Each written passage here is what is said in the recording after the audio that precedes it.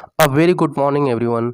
आज का हमारा सेशन होने वाला है बीएचयू बीएड 2018 जो कि सेक्शन ए का संबंधित हमारा क्वेश्चन होगा और इसी को आज हम लोग हल करेंगे। तो चलिए बिना समय गवाए आज हम अपने 2018 जो कि प्रीवियस ईयर पेपर है 2018 का, उसे आज हम लोग हल करते हैं जो कि सभी वर्गों के लिए अनिवार्य है। तो सभी वर्ग, चाहे वो लैंग्वेज हो, सोशल साइंस हो या साइंस हो या फिर मैथ ग्रुप से हो, तो सभी लोग इस वीडियो को जरूर देखें और लाइक शेयर सब्सक्राइब जरूर करिएगा। तो चलिए शुरू करते हैं अपने आज के वीडियो को। देखिए प्रश्न नंबर 1 दिया हुआ है कि सही विकल्प चुनिए, यानी यह रीजनिंग से क्वेश्चन दिया हुआ है। दिया है कि 1, 4, 9, 15, 25 और फिल इन द ब्लैंक्स, यानी कि आपको बताना है कि यह जो क्रम चल रहा है इस क्रम में कौन सा यहाँ पे ऑप्शन जो होगा वह सही होगा। यहाँ पे 4 ऑप्शन दिए हैं। पहला दिया है कि 35, 36, 48 और 49। इन चारों में जो सही होगा वो आपको बताना है। यहाँ पे देखिए एक बात आपको बता दें कि यहाँ पे मिस प्रिंट हो गया है। 15 की जगह आपको क्या होगा, 16 होगा। ठीक है, तो 16 मान का वैसे हल करते हैं। तो यहाँ पे देखिए जो पहला 1 दिया है तो 1 का स्क्वायर करेंगे तो कितना आएगा, 1 आएगा। उसी प्रकार 2 का स्क्वायर करेंगे तो 4 आएगा और 3 का स्क्वायर करेंगे तो 9 आएगा और 4 का स्क्वायर करेंगे तो 16 आएगा। इसी प्रकार अगर हम स्क्वायर करते जाएँ तो हमारा टोटल जो आंसर आएगा वह क्या हो जाएगा, आपका 36 यहाँ पे सही आंसर होगा। चलते हैं सेकंड क्वेश्चन पे। दिया हुआ है, यह भी आपका रीजनिंग से संबंधित क्वेश्चन है। दिया है कि 46 विद्यार्थियों की कक्षा में अरुणा का क्रम 12 है, अंतिम से उसका क्रम क्या होगा। और ऐसा प्रश्न मैंने आपको बता दें कि पिछले जो प्रीवियस ईयर पेपर हुआ था 2019 का, उसमें इसी प्रकार का जो क्वेश्चन था वह आया हुआ था और मैंने आपको बताया भी था कि इसका फॉर्मूला क्या होता है। ठीक है, तो देखिए इसका फॉर्मूला जो होता है कि दोनों स्थानों का योगफल -1 इक्वल टू कुल संख्या। तो इस प्रकार हम कह सकते हैं कि कुल संख्या ज्ञात करना है तो कुल संख्या यहाँ पे क्या दिया हुआ है, आपका 46 दिया हुआ है। ठीक है, तो 46 इक्वल टू अगर दोनों संख्याओं का योगफल, ठीक है, ऊपर से और नीचे से, तो मान लेते हैं ऊपर से जो संख्या होगी उसका स्थान होगा x होगा और नीचे से y होगा और उसमें से -1 कर देंगे। और इस इक्वेशन में अगर आप देखें तो ऊपर से अरुणा क्रम कितना है, 12 है। तो 46 बराबर आपका 12 प्लस वाई माइनस 1, और इस इक्वेशन को हल करने के बाद हमारा जो आंसर आएगा वह क्या होगा, आपका ऑप्शन नंबर 3 सही होगा। यानी कि यहाँ पर टोटल जो आंसर होगा वह 35 होगा। ठीक है, यानी अगर अंतिम से उसका क्रम देखा जाए तो कितना होगा आंसर, 35।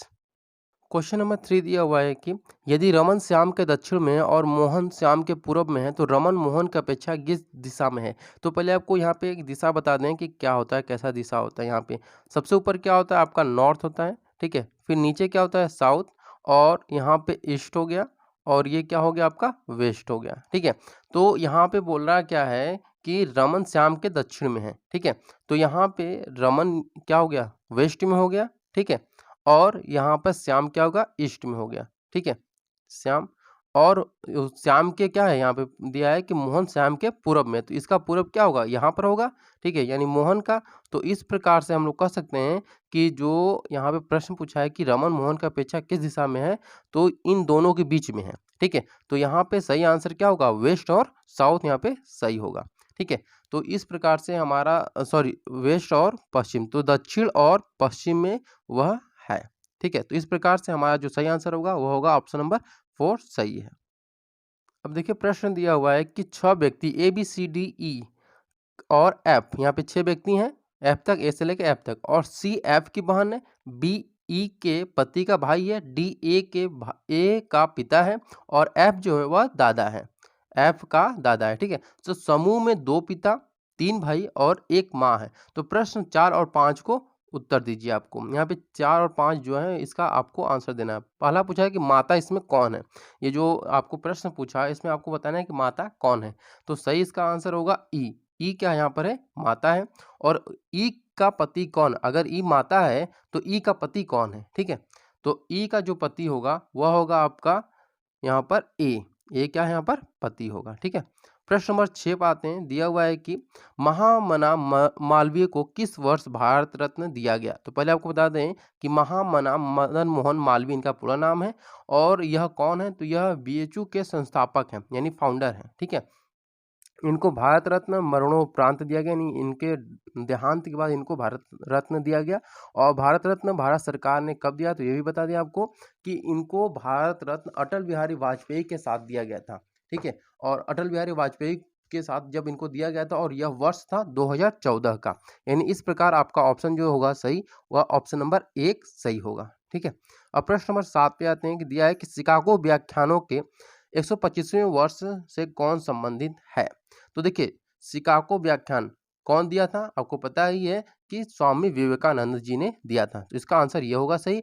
और उन्होंने, अगर प्रश्न आ गया कि स्वामी विवेकानंद जी ने शिकागो का जो व्याख्यान है वह कब और कहाँ दिया था, तो उन्होंने शिकागो धर्म संसद में 11 सितंबर 1893 को अपना भाषण दिया था।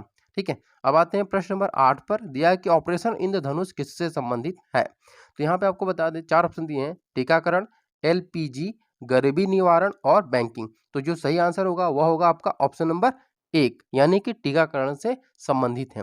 और स्वास्थ्य और परिवार कल्याण मंत्रालय, जो कि भारत सरकार का मंत्रालय है, ने 25 दिसंबर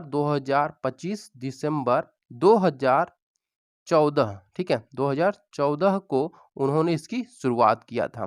ठीक है। कब शुरुआत किया था? 2014 को। अगले प्रश्न में चलते हैं। यहाँ देखिए, दिया है कि कौन सी परियोजना संगणक साक्षरता से संबंधित है। संगणक का जो होता है अंग्रेजी वो होता है कंप्यूटर। तो कंप्यूटर साक्षरता से कौन सा संबंधित है। तो यहाँ पे सही ऑप्शन होगा ऑप्शन नंबर 2, यानी कि CLASS यहाँ पे किससे संबंधित है? कंप्यूटर लिटरेसी से। प्रश्न नंबर 10 दिया हुआ है कि भारत में MHRD द्वारा हाल ही में कौन सा ऑनलाइन अधिगम पोर्टल शुरू किया गया। तो 4 ऑप्शन दिए हैं। ऑप्शन 1 दिया है स्वयं, अभियान, वर्षा और मुख। तो इन चारों में जो सही आंसर होगा वह आपका होगा ऑप्शन नंबर 1, यानी कि स्वयं। ठीक है। SWAYAM, स्वयं। और स्वयं का अगर फुल फॉर्म बात करें तो study webs of active learning for your aspiring minds, ये इसका फुल फॉर्म होता है। अगले प्रश्न में चलते हैं कि प्रश्न नंबर 11 दिया है कि भारत में एक संवैधानिक निकाय के रूप में NCTE की स्थापना कब हुई थी। ठीक है। और NCT ही जो भी बीएड होता है कहीं पर भी, चाहे वो यूपी बीएड हो या BHU बीएड है, वह NCT ही इसको मान्यता देता है। तो अगर यह पूछ रहा है कि NCT का जो यहाँ पे स्थापना हुआ था वह कब हुआ था, किस सन में हुआ था, तो इसका जो सही आंसर होगा वह होगा आपका 17 अगस्त 1995। 17 अगस्त 1995 यहाँ पर इसका स्थापना दिवस होता है, यानी स्थापना मनाया जाता है इसका। प्रश्न नंबर 12 दिया है कि विश्वविद्यालय में आकलन एवं प्रत्यायन हेतु कौन सा निकाय उत्तरदायी है। तो यहाँ पे सही आंसर इसका होगा आपका ऑप्शन नंबर 2, यानी कि NAAC यहाँ पे इसका क्या है? उत्तरदायी निकाय के रूप में कार्य करता है। प्रश्न नंबर 13 दिया हुआ है कि PMMNMTT की शुरुआत कब हुई थी। तो देखिए, इसकी शुरुआत जो हुई थी वह हुई थी आपका दिसंबर 2014 में। और अगर फुल फॉर्म की बात करें तो PMMNMTT की, तो इसका फुल फॉर्म होता है Pandit Madan Mohan Malviya national mission on teachers and training, ये इसका फुल फॉर्म होता है। प्रश्न नंबर 14 को देखते हैं, क्या दिया हुआ है कि मदन मोहन मालवीय प्रौद्योगिकी विश्वविद्यालय कहाँ पर स्थित है। तो वाराणसी में है, कानपुर में है, गोरखपुर में है और इलाहाबाद में है। तो इन चारों में देखिए बहुत सारे स्टूडेंट होंगे जो जानते हैं कि मदन मोहन मालवीय जी BHU की स्थापना करता है, यानी कि फाउंडर है, तो वाराणसी में ये भी होगा। तो नहीं, ये वाराणसी में नहीं है, बल्कि कहाँ पे है? गोरखपुर में है। ठीक है। गोरखपुर आप सभी को मालूम होगा कि जहाँ से महाराज योगी जी आते हैं, और उनका एक संसदीय क्षेत्र भी रहा है यह। प्रश्न नंबर 15 दिया है कि काशी हिंदू विश्वविद्यालय के प्रथम वाइस चांसलर कौन थे, यानी कि प्रथम VC कौन थे। तो 4 ऑप्शन दिया है यहाँ पर: श्री PL स्वामी अय्यर, दूसरा दिया है पंडित मदन मोहन मालवीय, तीसरा दिया है सर सुंदर लाल, और चौथा दिया है डॉक्टर सर्वपल्ली राधाकृष्णन। तो यहाँ पे सही आंसर इसका होगा कि BHU के प्रथम VC सर सुंदर लाल थे। और सर सुंदर लाल के नाम पर ही BHU का जो हॉस्पिटल, BHU हॉस्पिटल सर सुंदर लाल हॉस्पिटल है, उसका नाम, BHU का हॉस्पिटल का नाम ही सर सुंदर लाल रखा गया है। ठीक है। और अगर हम बात करते हैं BHU की स्थापना कब हुई थी, मतलब मालवीय जी ने कब इसको बनवाया था, तो 1916 में इसकी स्थापना की गई थी। ठीक है। प्रश्न नंबर 16 दिया हुआ है, एक विद्यार्थी के विकास में कौन सबसे महत्वपूर्ण जिम्मेदारी निभाता है। तो प्रधानाचार्य, अभिभावक, विद्यालय प्रबंधक या फिर शिक्षक। तो सही आंसर होगा आपका एज ए टीचर, एक विद्यार्थी के विकास में आप उसके लिए एक बहुत महत्वपूर्ण जिम्मेदारी रहते हैं। ठीक है, तो सही आंसर होगा आपका ऑप्शन नंबर डी यानी कि शिक्षक। प्रश्न नंबर 17 दिया है कि शिक्षण के अभिक्षमता का अर्थ क्या है? शिक्षण कार्य के प्रति निष्ठा, एक शिक्षक बनने की इच्छा, एक शिक्षक का कार्य करने की आवश्यक व्यवसाय वृत्ति क्षमताएं और उपयुक्त में से कोई नहीं। तो जो सही आंसर होगा वह होगा आपका ऑप्शन नंबर सी यानी कि एक शिक्षक का कार्य करने की आवश्यक व्यवसाय वृत्ति क्षमताएं ही आपको क्या करते हैं, शिक्षण अधिक्षमता का एक अर्थ होता है। प्रश्न नंबर 18 दिया हुआ है कि एक प्रभावी अध्यापक वह है जो कक्षा पर नियंत्रण रखता है, कम समय में अधिक सूचना दे सकता है, विद्यार्थियों को कैसे सीखा जाए इसके लिए प्रेरित करता है, गृह कार्य को सावधानीपूर्वक जांचता है। तो 18 का जो सही आंसर होगा वह होगा आपका ऑप्शन नंबर 3। और यही प्रश्न जो था थोड़ा सा घुमा करके 2019 में भी यही प्रश्न पूछा था कि यहाँ पे कैसे किया जाए, तो कैसे जो हाउ टू यहाँ पे सही आंसर होगा। प्रश्न नंबर 19 दिया हुआ है कि एक असंगठित परिहास का बच्चा सबसे कठिन अनुभव करेगा, कब करेगा? सुव्यवस्थित पाठों से, स्वतंत्रता पूर्वक अध्ययन में, अभिक्रमित अनुदेशन में, लघु त्रिप परीक्षणों में। तो सही इसका आंसर होगा आपका ऑप्शन नंबर 2 यानी कि स्वतंत्रता पूर्वक अध्ययन में वह सबसे ज्यादा कठिनाई अनुभव करेगा।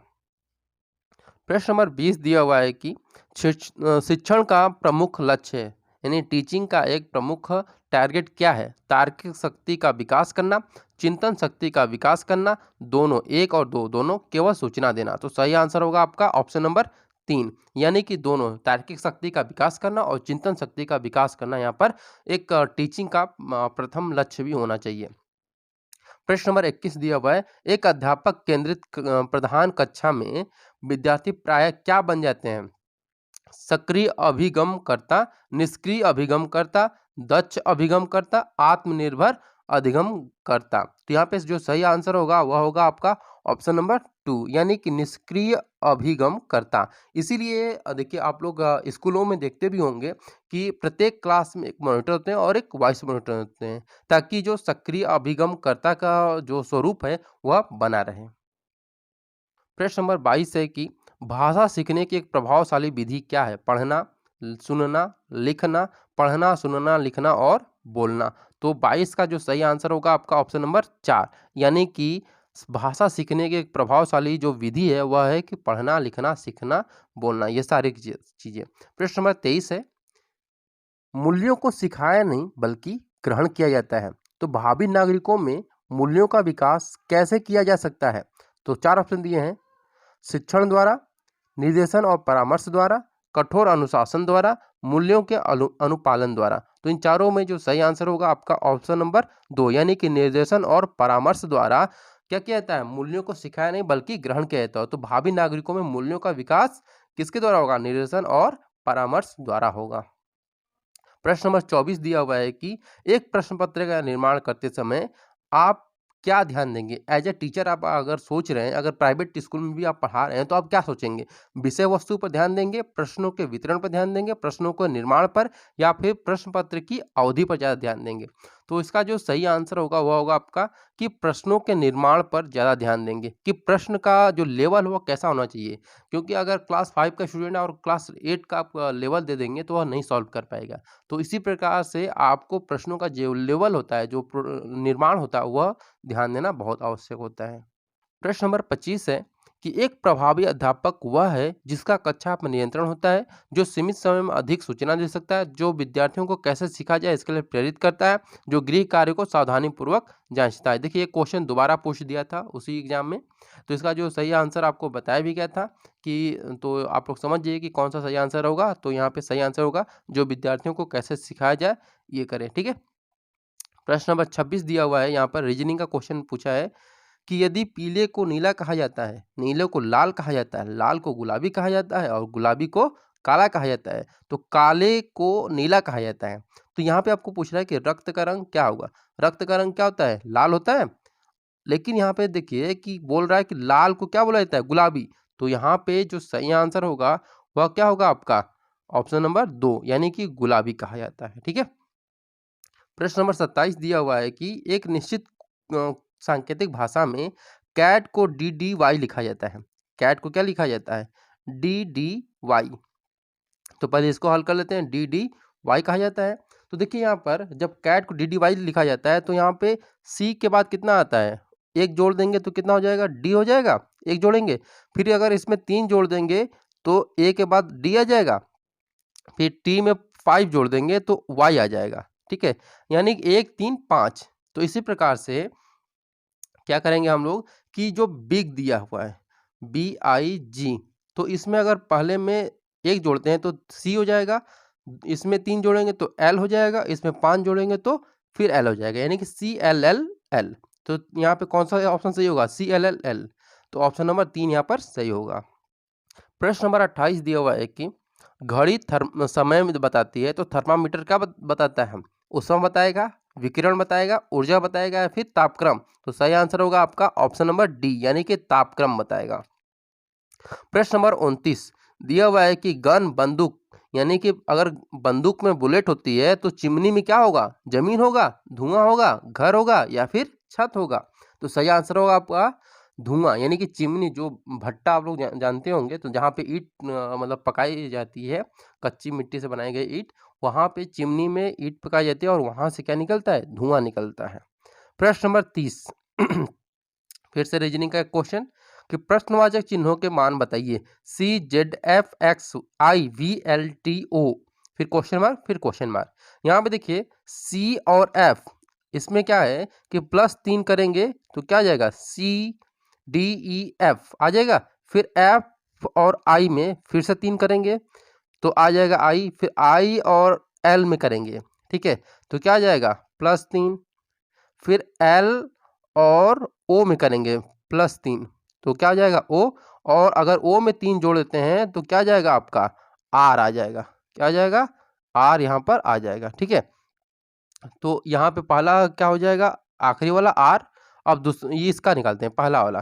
तो Z में X, Z के बाद X दिया है, -2 करेंगे, ठीक है, फिर -2 करेंगे X और V -2, ठीक है, फिर उसके बाद V के बाद T, तो फिर -2 करेंगे, फिर T के बाद फिर -2 करेंगे तो आपका क्या आ जाएगा R, यानी R यहाँ पर सही आंसर होगा। तो ऑप्शन नंबर C जो है, यानी कि 3 जो है वह सही होगा, ठीक है। तो ये आपका हो गया आपका सेक्शन ए, जो कि प्रीवियस ईयर पेपर 2018 में ये प्रश्न आए थे, 30 के 30 प्रश्न आए थे और 30 प्रश्नों को आपको समझाकर बता दिया गया है। अगर आपको पसंद आए तो जरूर इसको शेयर करिएगा, लाइक करिए, और अगर आप हमारे चैनल पर नए हैं तो जरूर हमारे चैनल को सब्सक्राइब जरूर करिए। Thank you so much for watching this video. और हाँ, डेली के डेली हम लोग सुबह 9 बजे आपका क्लासेस लेते हैं। हाँ, कभी-कभी लेट हो जाता है तो आपकी क्लासेस 10 बजे हो जाती हैं सुबह की, लेकिन डेली 9 बजे हम लोग की क्लासेस चलती हैं, जो कि सेक्शन ए टीचिंग एप्टीट्यूड होता है, उसको आप लोग ज़रूर लिया करिए, जो कि सभी वर्गों के लिए अनिवार्य है। Thank you so much for watching this video.